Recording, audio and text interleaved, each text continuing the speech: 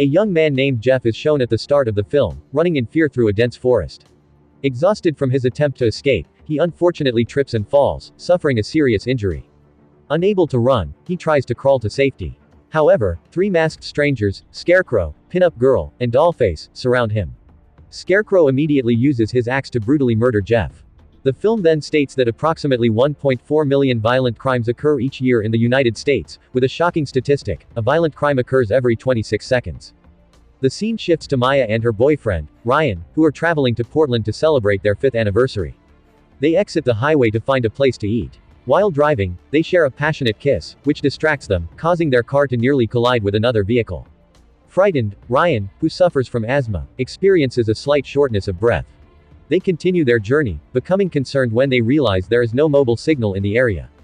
They arrive at the small town of Venus and stop at a tiny diner for lunch. The other patrons overhear their conversation, assuming they are celebrating their wedding anniversary. Maya clarifies that they are only dating, not married. After their meal, the couple prepares to leave and notices a missing person poster for Jeff.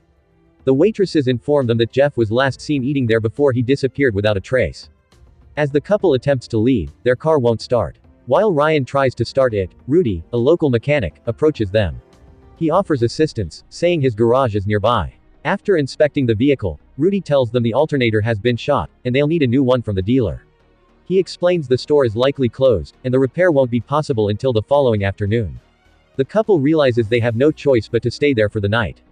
Maya asks about local accommodations. Rudy replies that the local hotel is closed for renovations.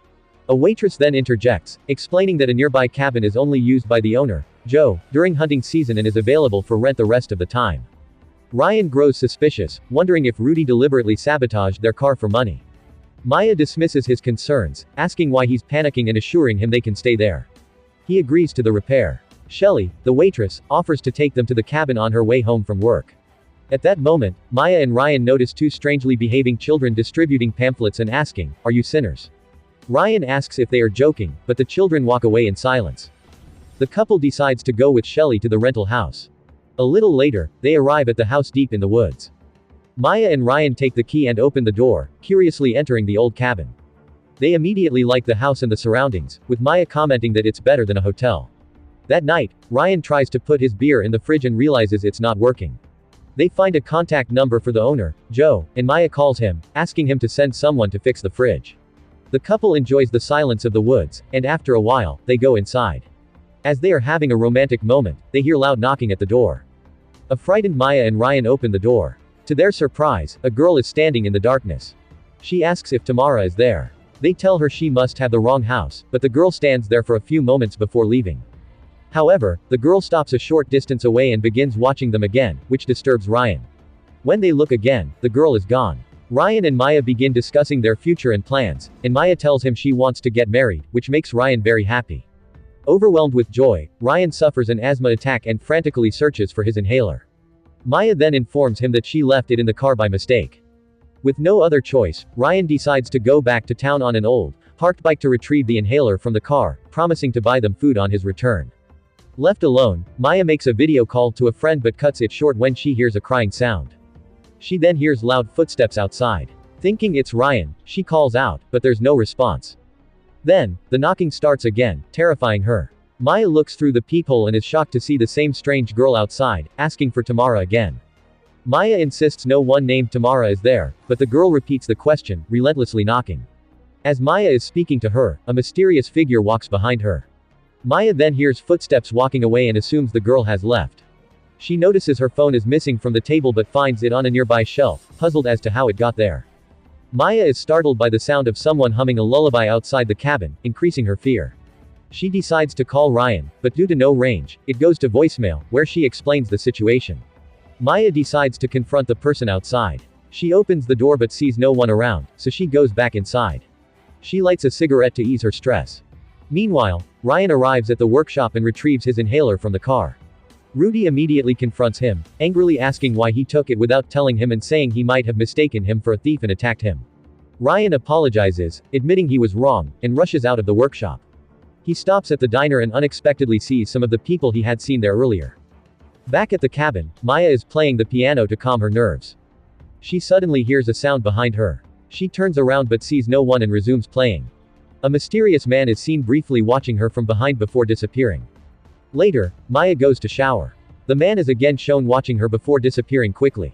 The power goes out, intensifying Maya's fear. Mysterious sounds can be heard coming from around the house. She searches everywhere but finds no one. Panicked, Maya searches for the fuse box and unexpectedly sees the person wearing the dollface mask. Terrified, she runs upstairs and hides in the storeroom. She hears footsteps approaching the room, and soon, someone opens the storeroom door. Maya is relieved when she realizes it is Ryan. Maya frantically explains everything that happened. They decide to turn the power back on. Once the power is on, they see a painting. Ryan suggests that Maya might have mistaken the painting for a person and blames the illusion on the alcohol she drank. Maya feels relieved. At that moment, they hear knocking on the door again. An angry Ryan opens the door. The girl is standing a short distance away, staring at them with a mysterious expression. Ryan runs towards her angrily but she quickly runs away. Ryan warns her that he will call the police if she comes back. The couple puts everything aside and begins to eat. Maya happily watches Ryan eat, but they both notice a drop of blood falling onto the table. To their horror, they see a dead chicken carcass hanging above them. Panicked, they quickly lock all the doors and windows. At that moment, someone begins hacking the door with an axe. Maya narrowly escapes the axe blow.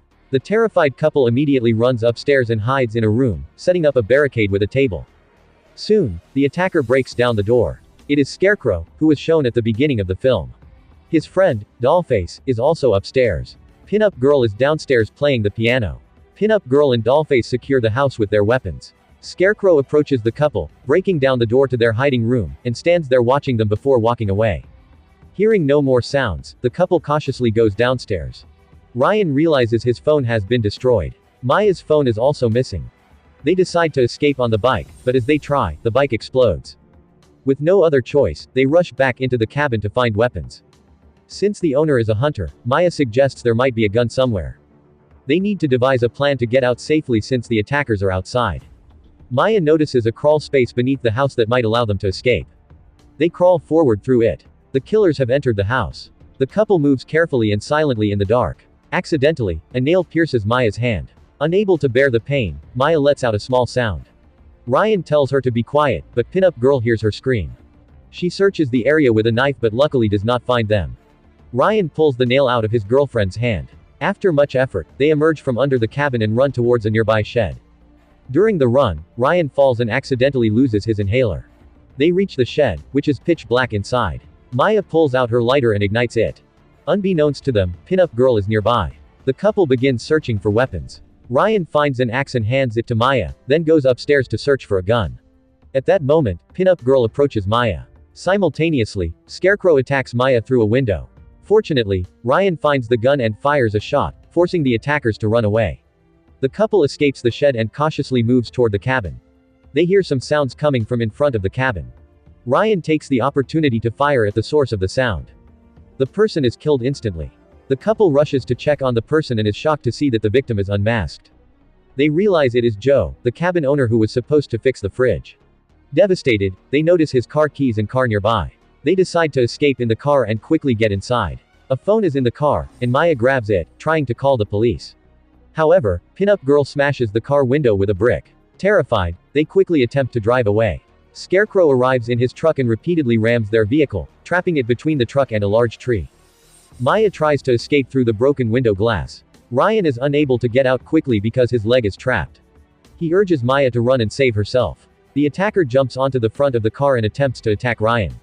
Ryan fires his gun, forcing the attacker to back away. Ryan carefully pulls his trapped leg out of the damaged car, then smashes the windshield and climbs out.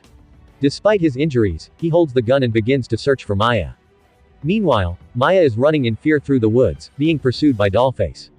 She reaches an abandoned wall. The attacker soon arrives and looks into a pile of leaves but luckily does not see Maya. The attacker then leaves. Maya uses the mobile phone she found in the car to call the police. The signal is weak, and she cannot communicate clearly. She is shocked by what she sees, a decomposing corpse lying right next to her. Terrified, Maya tries to run away, but the attacker sees her and knocks her down. At the same time, Ryan suffers an asthma attack and begins to choke. He improvises, using a bottle as a temporary inhaler, which helps control the shortness of breath. He desperately continues his search for Maya and sees Pin-Up Girl. Ryan holds her at gunpoint and orders her to drop her knife. He asks her where Maya is, but the woman only mocks him and laughs maniacally. Ryan is about to shoot her when Scarecrow arrives and knocks him down. When Ryan regains consciousness, he is in the cabin with Maya. They are both tied to chairs. The cruel, masked attackers are standing nearby. In that moment of terror, Ryan proposes marriage to Maya, and she tearfully accepts. However, Pinup Girl suddenly stabs Ryan in the stomach, shattering their hopes. Scarecrow then kicks Ryan, causing him to fall to the floor. Maya can only watch helplessly. Ryan soon vomits blood and dies a tragic death. A heartbroken Maya asks the attackers why they are doing this. Pinup Girl replies in a strange voice, "Because you're here." Scarecrow then stabs Maya, seriously injuring her, and they kick her down, assuming she is dead. At that moment, the killers hear the sound of a police car in the distance. They abandon Maya and escape in their vehicle. The police arrive and take the seriously injured Maya to the hospital. Although she is out of danger, Maya is still receiving treatment. The film ends with a shot of the injured Maya in the hospital.